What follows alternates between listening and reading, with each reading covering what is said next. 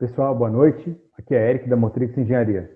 Estamos na nossa segunda aula da série Conceitos Básicos da Eletricidade. Se você perdeu a nossa aula inicial, aqui na descrição aqui embaixo e também aqui no card aqui em cima, quando acabar o vídeo, vai aparecer o link, você clica, volta lá, assiste e depois volta para cá, tá ok? Você aí que tem interesse em fazer o nosso curso de projetos, nosso curso de reciclagem de NR10, nosso curso de análise de para-raio, fica ligado nessas aulas, são conceitos muito básicos, muito importantes, que você tem que ter claro e assimilado, tá ok? Vamos lá?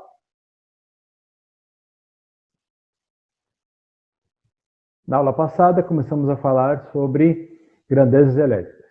Retomando esse assunto, vamos iniciar falando sobre tensão. Quando entre dois corpos, ou entre dois pontos, existe uma diferença de quantidade de carga, dizemos que temos uma diferença de potencial, ou uma tensão elétrica, representada pela letra E. Galera, já comentei na aula passada, mas vou reforçar. Quando for representada alguma unidade de medida com letra minúscula, sempre vai ser representada como minúsculo. Quando maiúscula, sempre por maiúsculo, entendeu? Não pode dividir, pode confundir, você pode estar querendo representar uma unidade, estar representando outra. Então, quando colocarmos uma letra maiúscula, sempre maiúsculo, ok? A tensão elétrica é a relação da quantidade de energia que as cargas adquirem por coulomb, e é medida em volt, com a letra V, que é igual à quantidade de energia que cada coulomb possui, que é dada numa relação Joule por coulomb, devido à separação de prótons e elétrons. Lembrando que a unidade de energia é o Joule, com J maiúsculo, ok? Pessoal, quem não tem claro o que é um Joule, o que é um coulomb, temos uma sequência de vídeos todos os dias, entre meio-dia e 15, chama Caminhos da Eletricidade. É uma série animada, não é de autoria minha, foi fornecida por um professor há muito tempo, eu tenho e estou disponibilizando para vocês, tá ok? E lá ela explica claramente o que é o coulomb, o que é um Joule, como a energia se comporta dentro de um cabo, por que é dada a diferença de potencial, como é dada a diferença de potencial. Então, eu recomendo que vocês assistam, tá ok? Hoje está aí na nossa aula 16, lá, todo dia, meio-dia e 15, aparece um vídeo novo, tá ok?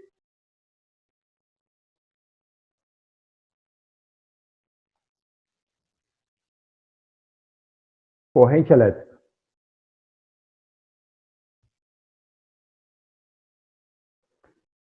A corrente elétrica pode ser medida através de uma unidade conhecida como ampere, que você conhece usualmente aí na sua casa, como um disjuntor, um fusível. Você sabe que é 22 ampere, é 32 ampere. Na tomada da sua cozinha, geralmente tem um pino que é para 10 ampere, tem um pino diferenciado que é para 20. Vamos entender até o final do curso claramente o porquê disso e como funciona o ampere. Que corresponde à quantidade de coulomb. Olha o coulomb novamente aqui, pessoal, que passa por um ponto em 1 segundo. Temos dessa forma a intensidade da corrente elétrica naquele ponto, em coulomb por segundo, que é igual à unidade ampere. Então, quando eu tenho 1 coulomb passando por um determinado material em 1 segundo, então isso é igual a 1 ampere.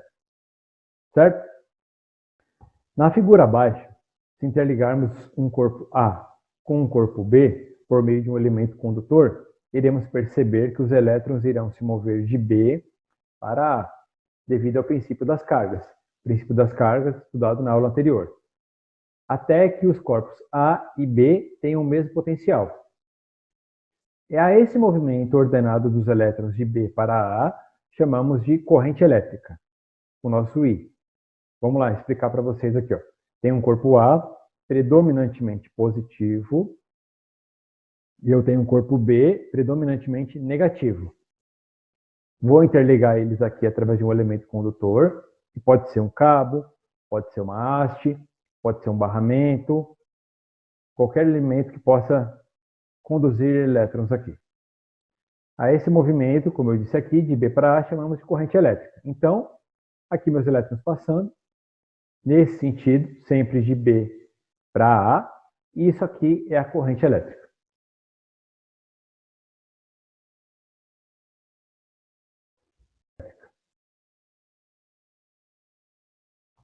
Ainda analisando a figura anterior, sabemos que podemos usar condutores diferentes e de diferentes materiais para interligar A com B.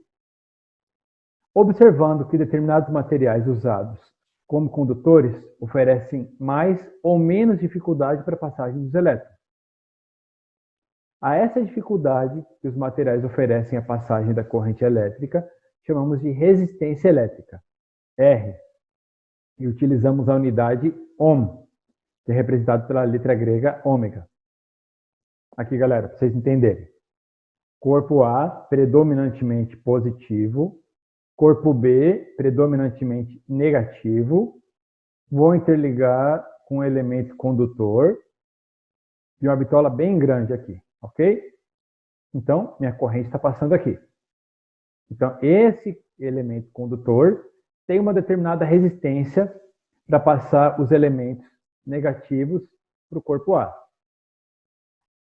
Pego o mesmo corpo A, predominantemente positivo, o mesmo corpo B, predominantemente negativo, a mesma diferença de potencial entre os dois, só que com a diferença que eu vou colocar um elemento condutor diferente aqui, bem menorzinho, ou dois bem menores, que não se comparam a esse de bitola maior aqui, ok?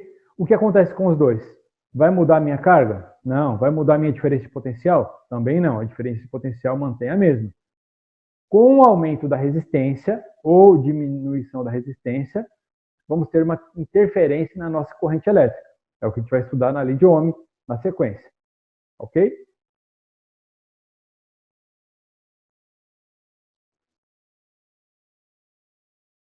Só um minutinho antes da gente entrar na lei de Ohm, vamos dar só um resumo dos conceitos de grandezas elétricas até o momento.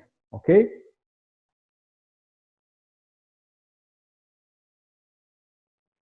Tensão elétrica, que é representada pelo E ou pelo U, é a diferença de potencial entre dois pontos.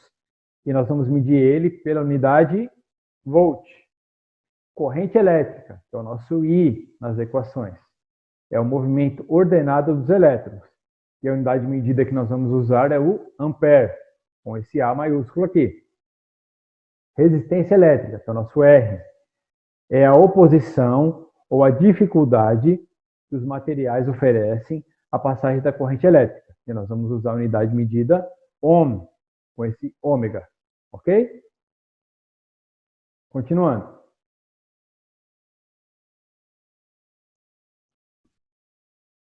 Primeira lei de Ohm. A intensidade da corrente elétrica em um circuito é diretamente proporcional à tensão elétrica e inversamente proporcional à resistência elétrica. O que quer dizer isso aqui, pessoal? O nosso I é igual ao E dividido pelo R. A nossa corrente é igual à tensão dividida pela resistência. Galera, tem como eu mudar a minha tensão sem afetar a minha corrente e a minha resistência? Não. Tem como eu manter a mesma tensão, variar minha resistência e alterar minha corrente? Não tem como também. Então, qualquer um desses itens que eu mude, que eu faça uma variação deles, os demais vão ser impactados. Essa aqui é a nossa fórmula decorrente da primeira lei de Ohm. E dela podemos ter as nossas duas equações decorrentes.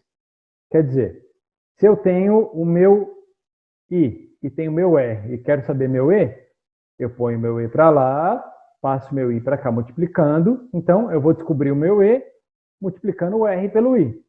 Ou então eu tenho o meu E, tenho o meu I e quero saber meu R. Então eu deixo meu R aqui e divido a minha tensão pela minha corrente. Certo? Então, na verdade, é uma equação só. A diferença é que eu mudo o meu x de lugar. Eu mudo o que eu quero saber em evidência para poder descobrir o valor que eu quero.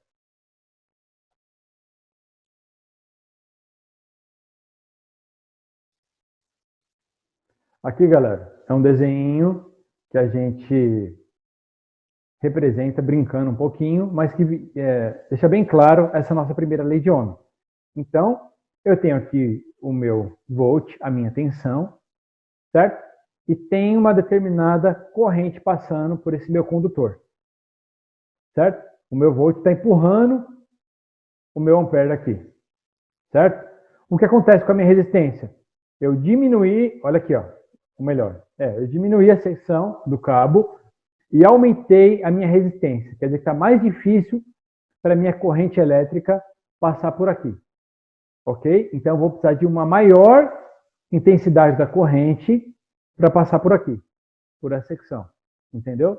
Isso aqui é um desenho que dá para entender claro isso que a gente acabou de falar.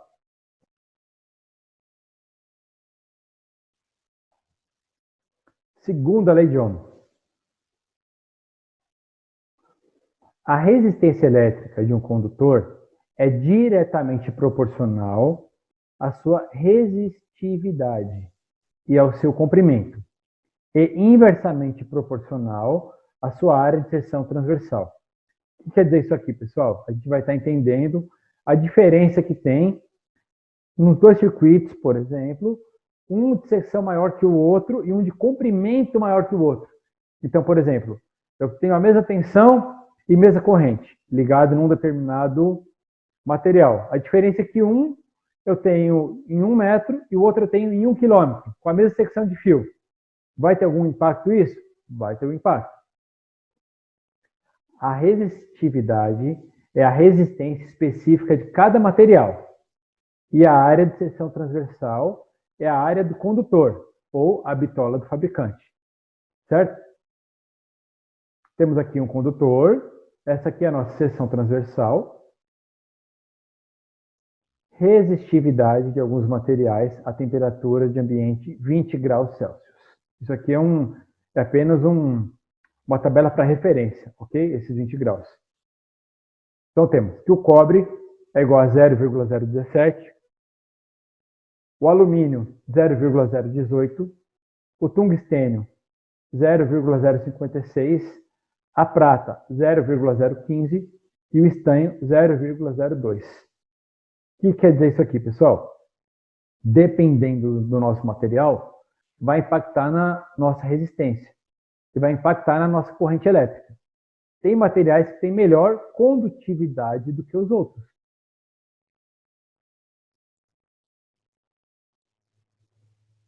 Observação. A temperatura também é um fator que interfere na resistividade elétrica dos materiais. E a sua variação é dada por...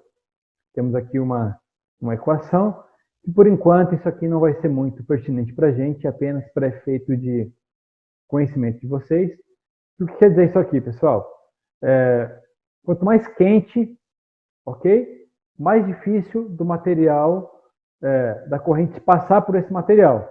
E quanto mais frio, mais fácil a corrente elétrica vai passar por esse material, por causa do comportamento dos elétrons e da molécula do material, ok?